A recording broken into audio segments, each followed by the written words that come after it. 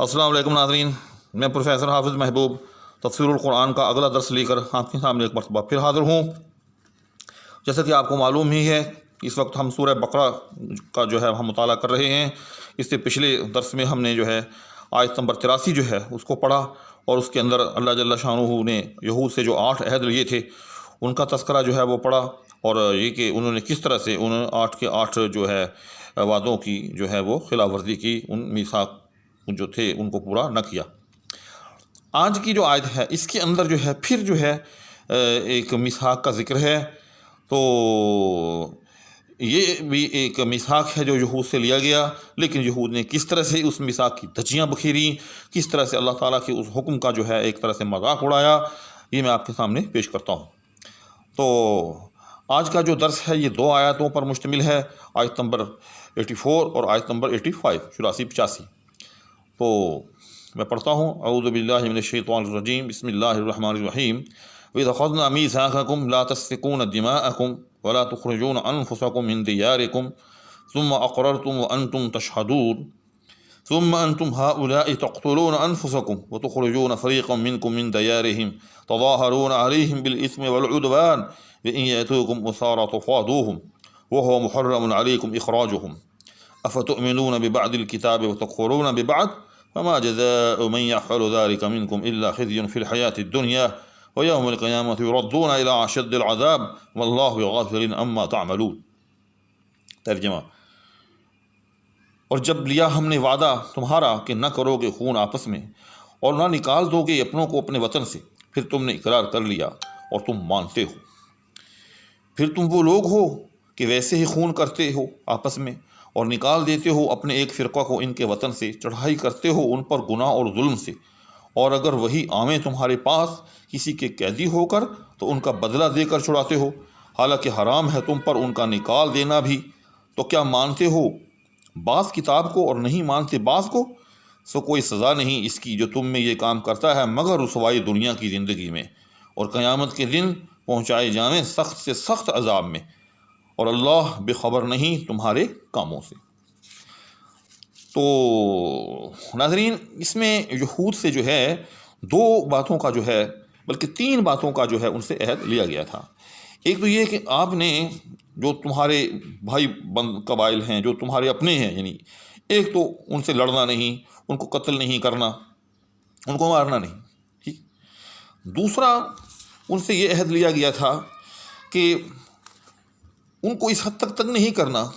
کہ وہ تم سے تنگ آ کر اپنا وطن چھوڑنے پر ہی مجبور ہو جائیں۔ یہ بھی عام طور پر دیکھا گیا ہے دنیا میں کہ جب کوئی طاقتور آدمی کسی کمزور آدمی کو وہ تنگ کرتا ہے، اس کو دھمکیاں دیتا ہے، اس کو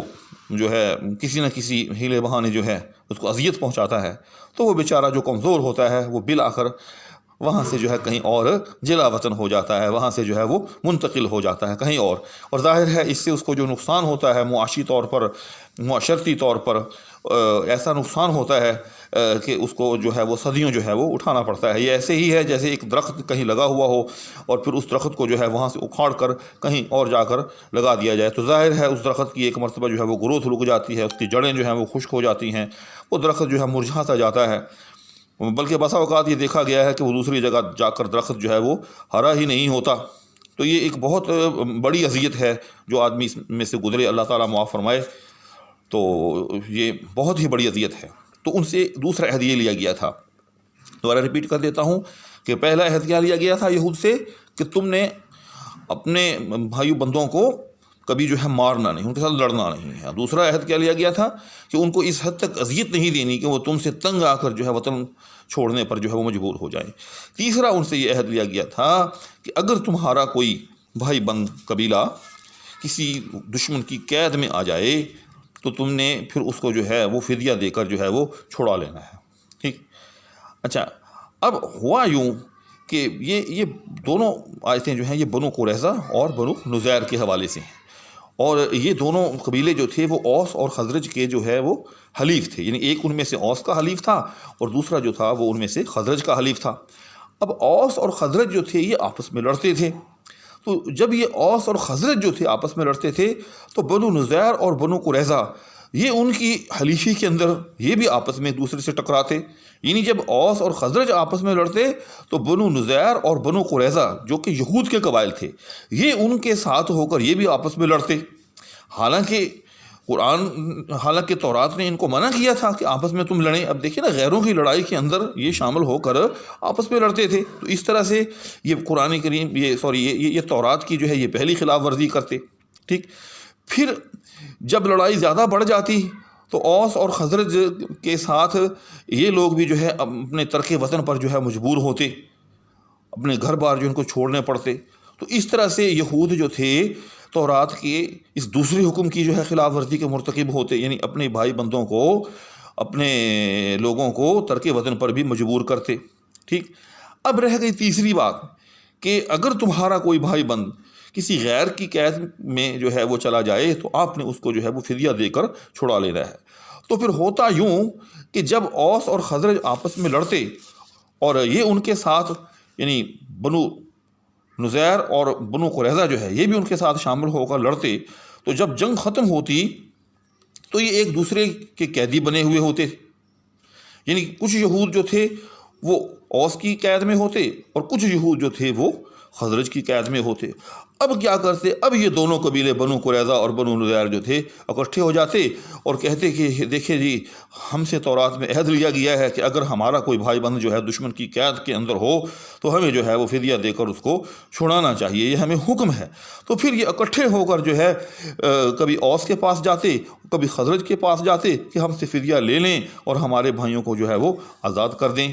تو اس پر قرآن کریم نے ان پر یہ ملامت نازل کی کہ دیکھیں کہ تم سے 3 جو ہے عہد لیے گئے، تو تم نے 2 کو تو پورا کیا، 1 کو پورا کیا اور 2 کی جو ہے وہ خلاف ورزی کی۔ یعنی 2 کی خلاف ورزی یہ کہ تم نے قتل و غارت گری کی اپنے ہی بھائی بندوں کے ساتھ، دوسری بات یہ کہ اپنے ہی بھائی بندوں کو جو ہے تم نے ترک وطن پر مجبور کیا۔ رہ گئی تیسری بات کہ تم نے جو ہے وہ فدیہ دے کر ان کو چھڑانے کا جو حکم تھا اس کو پورا کیا۔ تو یہ تو بڑا آسان حکم تھا، جنگ کے مطلب یہ ہے کہ اس سے جو ہے تمہیں کسی کو ناراض نہیں کرنا پڑ رہا تھا، خاص طور پر اوس اور خزرج۔ ظاہر ہے جنگ تو تم نے ان کے ساتھ مل کر لی، اپنی جو حلیفی جو تھی، اپنی جو تعلقات جو تھے تم نے وہ تو تم نے بچا لیے۔ اب یہ ایک تیسرا حکم جو کہ نسبتاً بہت ہی آسان حکم تھا، اس کو تم پورا کرنے کے لیے جو ہے وہ چل نکلے ہو، یہ ظاہر کرنے کے لیے کہ ہم تو جو ہے وہ تورات میں لیے گئے جو اپنے وعدے ہیں، ہم سے جو عہد یا میثاق لیے گئے ہیں، ہم تو ان کے بڑے پاسدار ہیں۔ تو قرآن نے کہا کہ یہ تم کیا کرتے ہو، افتؤمنون ببعض الکتاب وتکفرون ببعض، کہ تم بعض پر ایمان لے آتے ہو اور بعض سے انکار کرتے ہو۔ یعنی تم نے مانا کون سا حکم تم نے؟ فدیہ دے کر چھڑانے والا، اور انکار کس کا کیا؟ یعنی قتل و غارت گری سے تم کو منع کیا گیا، وہ بھی تم نے نہ مانا، اور اپنے بھائی بندوں کو تنگ کر کے نقل مکانی پر مجبور کر دینے سے بھی روکا گیا، تم نے وہ بھی نہ مانا۔ تو فرمایا کہ جو کوئی اس طرح کا رویہ کرے گا اختیار ہمارے احکامات کے ساتھ تو اس کا ٹھکانہ جو ہے وہ دوزخ ہے۔ تو ان 2 آیات کے اندر یاد رکھیے گا جو ہمارے لیے اس کے اندر جو مشعل راہ چیز ہے وہ یہ ہے کہ ہمیں اپنی خواہش نفس پر عمل نہیں کرنا چاہیے، بلکہ ہمیں اللہ تعالیٰ کے احکامات پر من و عن عمل کرنا چاہیے۔ ایسا نہیں کرنا چاہیے کہ اگر ہمیں اللہ تعالیٰ یا اس کا رسول کوئی حکم دے تو اس کے اندر سے ہمیں جو حصہ جو ہے وہ ہمیں آسان لگے ہم اس پر تو عمل کر لیں، اور جو حصہ ہمیں مشکل لگے اس پر ہم عمل نہ کریں۔ اگر کوئی آدمی اس طرح کا رویہ اختیار کرتا ہے کہ جو اس کو آسان لگتا ہے اس پر عمل کرتا ہے اور جو اس کو مشکل لگتا ہے اس پر عمل نہیں کرتا، اس کا مطلب یہ ہے کہ اس نے قرآن پر یا اس نے حدیث پر عمل نہیں کیا، بلکہ اس نے تو اپنی خواہش نفس پر عمل کیا ہے۔ تو اس سے جو ہے انسان کو بچنا چاہیے۔ اللہ تعالی ہمیں جو ہے قرآن اور حدیث پر صحیح معنوں میں جو ہے عمل کرنے کی توفیق عطا فرمائے۔ اسی کے ساتھ آپ سے اجازت چاہوں گا۔ اللہ حافظ۔